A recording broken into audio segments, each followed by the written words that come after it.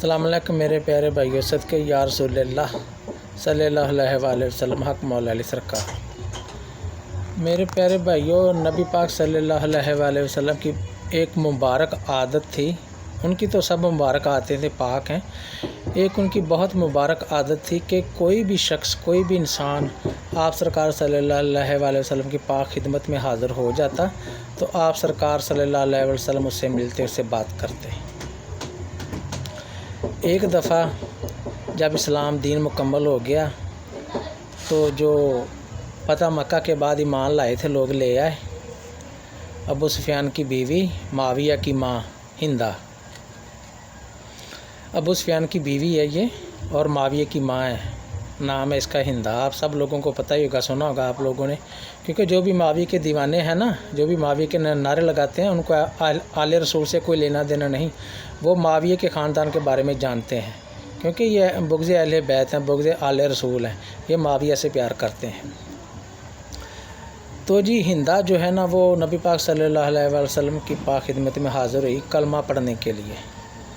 نبی پاک صلی اللہ علیہ وسلم کے دل میں رنج تھا، کیونکہ حضرت حمزہ علیہ السلام کا کلیجہ چبا کے کھایا ہوا تھا اس نے، ہندہ نے، بے شک بعد میں اسلام لے آئی۔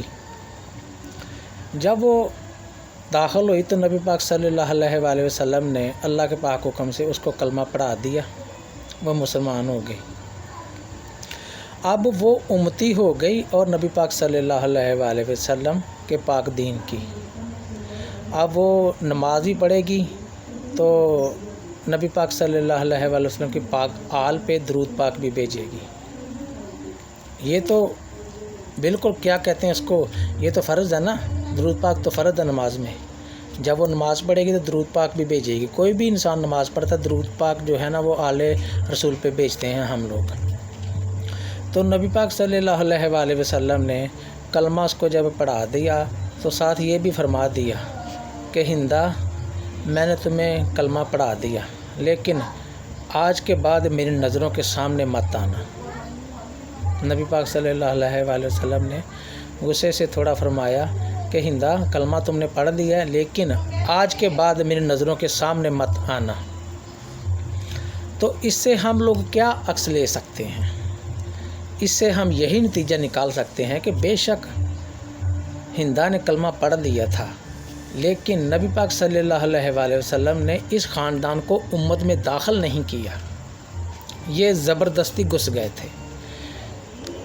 اس خاندان کو نبی پاک صلی اللہ علیہ وآلہ وسلم نے صحابہ میں امت میں داخل نہیں کیا تھا، یہ تو زور زبردستی زبان سے کلمہ پڑھ لیا اور زبردستی داخل ہو گئے۔ لیکن نبی پاک صلی اللہ علیہ وآلہ وسلم نے فرمایا کہ ہندہ میرے سامنے مت آنا۔ تو نبی پاک صلی اللہ علیہ وآلہ وسلم نے اس خاندان کو امت میں داخل نہیں کیا تھا، اس کا نتیجہ آپ سب لوگوں کے سامنے ہے۔ جو بھی زبردستی کام ہوتا ہے نا، اس کا نتیجہ آپ سب لوگ جانتے ہیں۔ یہ زبردستی اسلام میں گھسے، امت میں گھسے، انہوں نے اسلام کو فرقوں میں بانٹ دیا، بیڑا گر کر کے رکھ دیا۔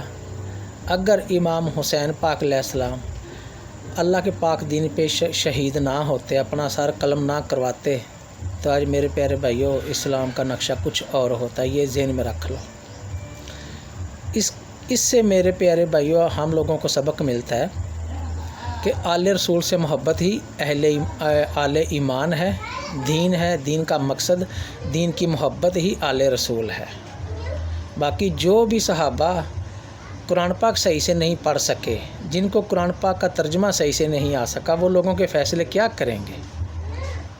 بڑی حیرت کی بات ہے، تم لوگ ان کے نعرے لگاتے، جھوٹے فضائل بیان کرتے ہو، جھوٹی حدیثیں بیان کرتے، تم نے لکھی ہوئی جھوٹی حدیثیں، کوئی بات نہیں، ایک دن تو مرنا، اللہ پاک نے سب کچھ پوچھنا ہے، یہ سب کچھ لکھا جا چکا ہے۔ اللہ پاک ہم سب لوگوں کو ہدایت دے اور آل رسول سے پیار کرنے کی توفیق عطا فرمائے ہم سب کو، اور ایمان پہ ہم لوگوں کی موت ہو اور اہل بیت کے ہم لوگ دیوانے ہوں، اہل بیت کا ذکر کرتے ہی ہم لوگ مریں۔ اوکے میرے پیارے بھائی، میری باتیں سمجھا کریں، غور کیا کریں۔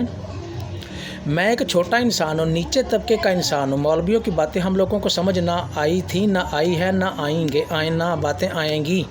میں ایک چھوٹا انسان ہوں، آپ لوگوں میں سے ہوں، چھوٹا طبقے کا انسان ہوں، اس لیے میری باتوں کو سمجھے میرے پیارے بھائیوں۔ اللہ پاک آپ کی خیر رکھے، خوش رہیں، آباد رہیں۔